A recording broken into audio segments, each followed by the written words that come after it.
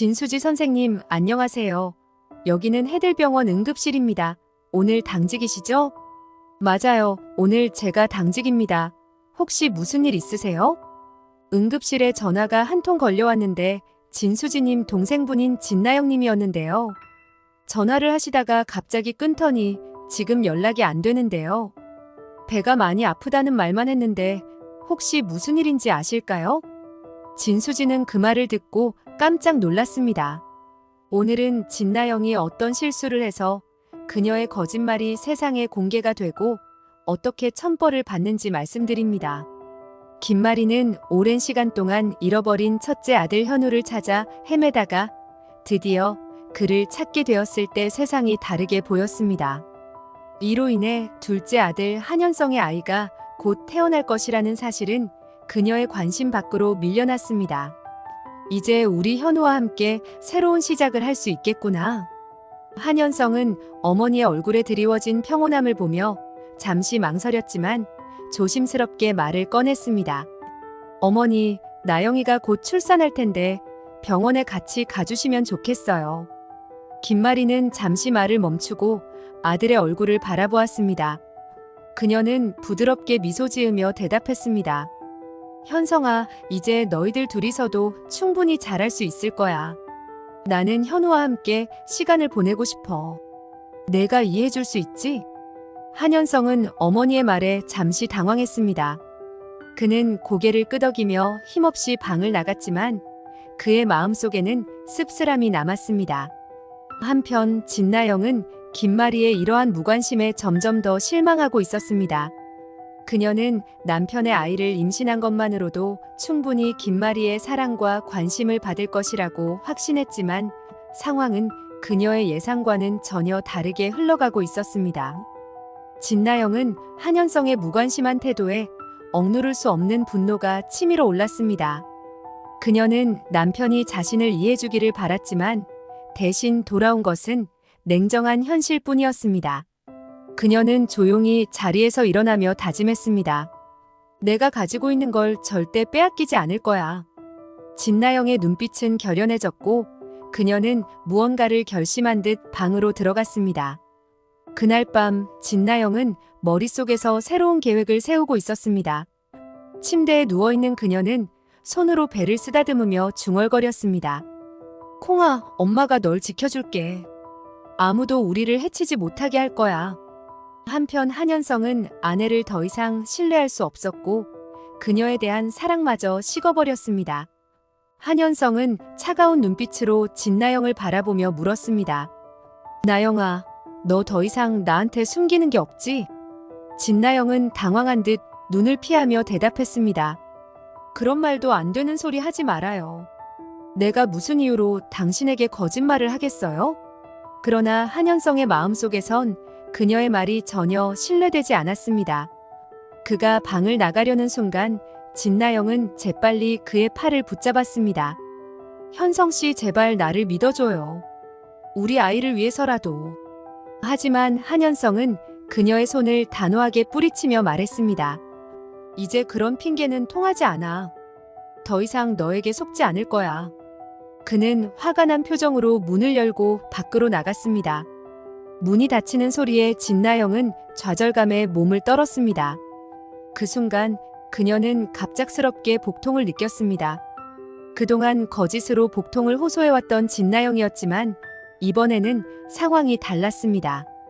그녀의 얼굴은 창백해졌고 땀방울이 이마에 맺혔습니다. 진나영은 급히 침대에 누워 배를 부여잡고 속삭였습니다. 이건 진짜로 아파. 뭐가 잘못된 거야? 진나영은 당황한 채로 침대 옆에 있는 핸드폰을 집어들고 해들병원 응급실에 전화를 걸었습니다. 여보세요. 저 지금 배가 너무 아파요. 병원에서 진료를 받을 수 있을까요? 그러다 그녀는 갑자기 전화를 끊었습니다. 만약 이 상황에서 콩이를 잃게 된다면 남편 한현성과 시어머니 김마리가 자신을 버리고 돈 한 푼 없이 내쫓을 것이라는 생각이 들었습니다. 그래서 진나영은 해들병원이 아닌 다른 병원을 찾아가기로 결심했습니다. 하지만 그녀가 해들병원에 남긴 전화번호는 응급실 기록에 남아 있었습니다. 그날 밤 진수지는 병원에서 당직을 서고 있었습니다. 그녀는 우연히 전화 기록을 확인하다가 낯익은 번호를 발견했습니다. 이 번호 나영이 번호잖아. 무슨 일이 생긴 건가? 진수지는 걱정스러운 마음에 동생에게 전화를 걸었지만 진나영은 전화를 받지 않았습니다. 진수지는 그동안 동생이 자신의 삶을 얼마나 힘들게 만들었는지를 잘 알고 있었지만 그녀는 동생의 불행을 바라는 사람이 아니었습니다. 그녀는 무거운 마음으로 다시 동생의 번호를 눌렀지만 여전히 응답이 없었습니다. 다음 날 아침 진수지는 진나영을 찾아갔습니다. 그녀는 문을 두드리고 들어가며 말했습니다. 나영아, 어제 병원에 전화했었다며? 무슨 일이 있었던 거야? 괜찮아? 진나영은 언니가 자신을 걱정하는 모습을 보며 짜증 섞인 목소리로 대답했습니다.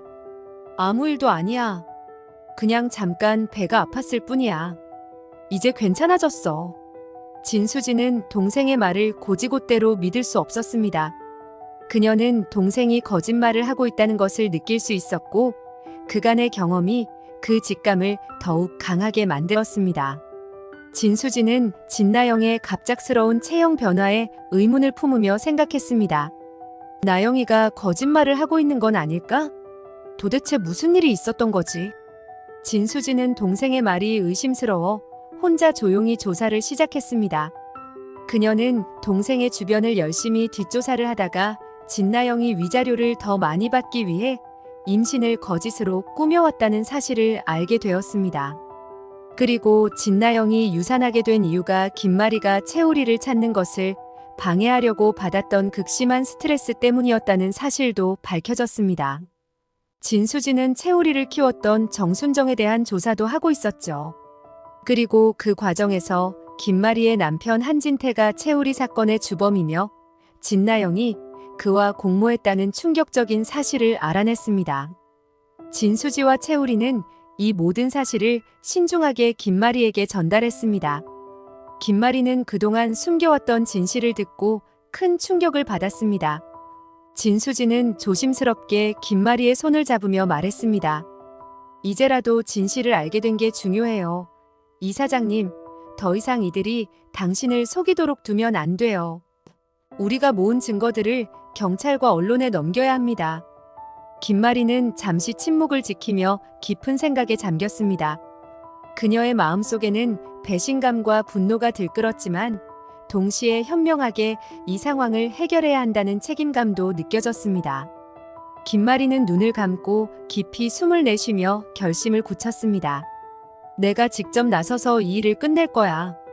그날 밤 김마리와 진수지 그리고 채우리는 조용히 모여 앞으로의 계획을 세웠습니다. 그들은 지금까지 모은 모든 증거를 정리하고 이를 경찰에 제출하기로 결정했습니다. 김마리는 또한 언론에 이 사건을 공개하여 더 많은 사람들이 진실을 알 수 있도록 하기로 마음먹었습니다. 그 과정에서 진나영과 한진태는 자신의 범죄가 드러날 것을 전혀 예상하지 못했습니다. 하지만 얼마 지나지 않아 그들의 집에 경찰이 들이닥쳤고 모든 것이 바뀌기 시작했습니다. 한진태는 경찰이 들이닥치자 당황하며 말했습니다. 이게 무슨 일이요? 나는 아무 잘못도 없소. 한진태 씨, 당신은 채우리 사건의 주범으로 지목되었습니다.